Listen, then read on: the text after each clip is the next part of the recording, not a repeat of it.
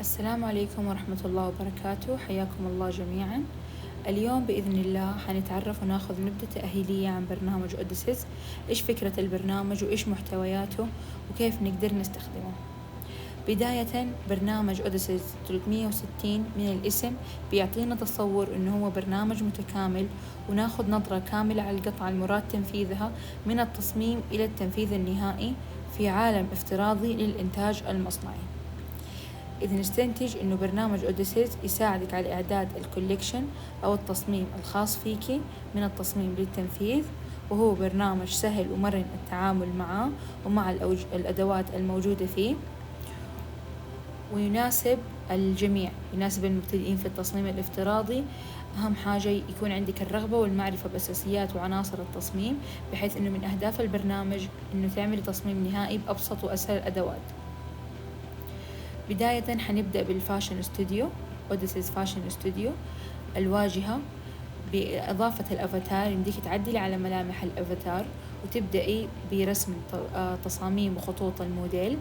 بداية مع الكت، يمديك تحددي بيها أي دورانات عندك، سواء خط الوسط، تبي تعملي الخطوط الأفقية أو الطولية.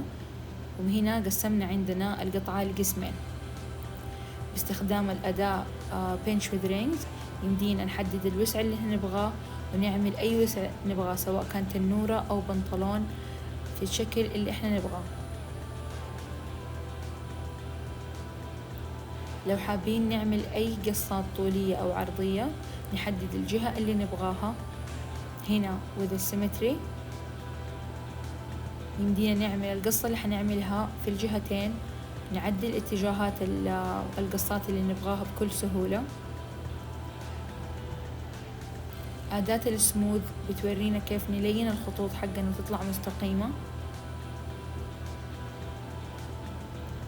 في حال كنت حابة تعملي أي قصات، فبكل سهولة من نفس الأدوات تعملي القصات اللي انت تبغيها. هنا احنا حنعمل الرفلز، فنحدد الوسع اللي نبغاه. الأجزاء اللي ما نبغاها نستغني عنها بضغط الزر بديليت.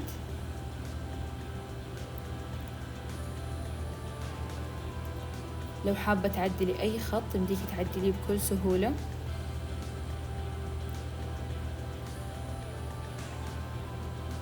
وهنا مع الجرافيتي يمديك تعدلي وسع الرفلز، ويمديك تعدلي قد إيش أنت تبغي حجمها. وهذه الأداة حنستخدمها في أي موديل أو قصة إحنا حابين نستخدمها. برضو لو حابين نعمل الحردات، فبكل بساطة نعملها. تحدد الحردة، تعملي لها بأداة سموث تلين.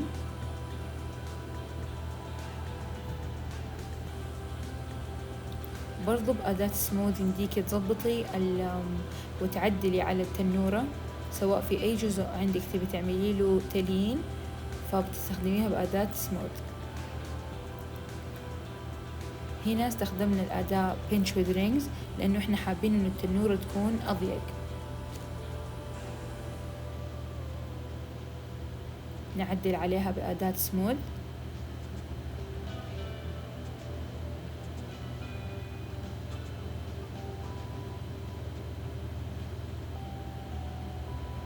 لو حابين نعمل الكت with rings، الخطوط العرضية والطولية،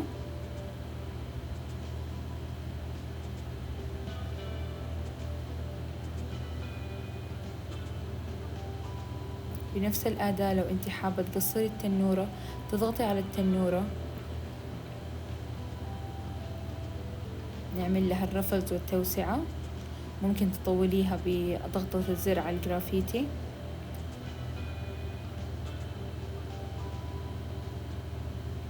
حتى في حال أنت حابة تعملي الخطوط وإنها تكون متساوية في المكانين، من أداة سيمتري بتعملي خطوطك، فبتجيكي في الجهتين بنفس الطول وبنفس المكان.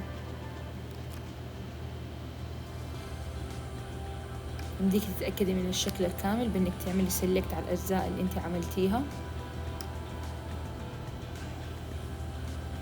تعملي خطوط الجنب وتنصفي الخط بكل سهولة.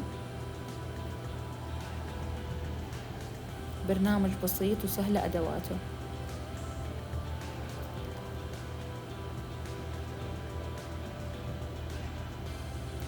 لو هنا حابة إنك توسعي البلوزة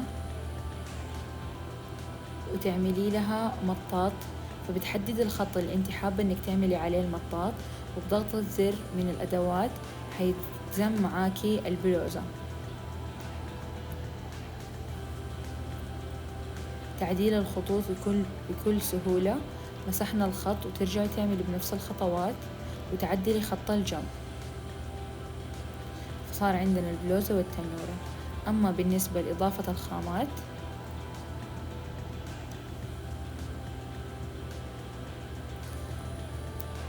فتنزلي الخامة اللي انت تبغيها وبدك تتحكمي بطريقة وضع النقشة بالطريقة اللي انت تحبيها.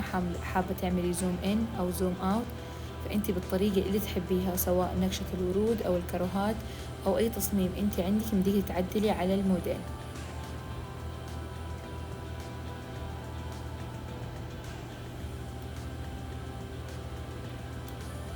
تحددي على الأجزاء اللي تبغيها متشابهة. احنا حددنا على الأكمام والتنورة ونبغى نحط لها لون، فيمدينا نحط لها اللون، صار عندنا تصميم متكامل. نحفظ التصميم، بعدين نتنقل للبرنامج الثاني اللي هو أوديسيس باترن. أوديسيس باترن يمديكي تعملي عليه دايركت من الملف اللي انت حفظتيه، تعملي له هنا اكسبورت وتحطيه، فبيطلع لك الباترون جاهز موجود عندنا، وتعدلي على الخطوط حقه، فما تضطري انه انت ترجعي ترسمي الباترون مرة تانية. هو على طول تلقاء البرنامج ببعضه بيربط لك كل البرامج مع بعض، من الأوديسيس فاشن ستوديو للأوديسيس باترن. ويظهر لي عندنا هنا باترون التنورة اللي أنا عملت عليه سيلكت، فبيطلع لنا نرتب خطوطنا. لو حابين الجزء يكون عليه فولد أو أن يكون على متني، نحط كل بياناتنا وتكون واضحة عندنا. خطوط البنس وخطوط الأطراف نعدل عليها برضو.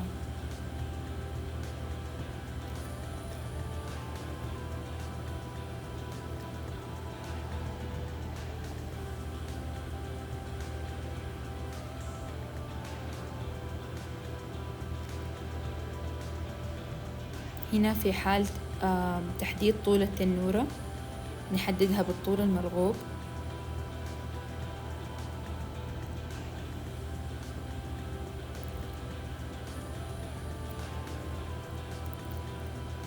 بالإضافة لو حابة تضيفي أي قصة زيادة على الباترون، بدك تضيفي من شريط الأدوات أي بنس، أي كسرات، أي توسعة، فكله يكون من الأوديسيس باترن. بعد ما نعمل له سيف، ننتقل للبرنامج اللي بعده اللي هو أوديسيس ماركر. بنفس الخطوات نعمل اوبن ونضيفه على الأوديسيس ماركر، وبكده يكون عندنا الباترون جاهز للقص وللتنفيذ. شاكرة لكم حسن استماعكم، شكرا لكم.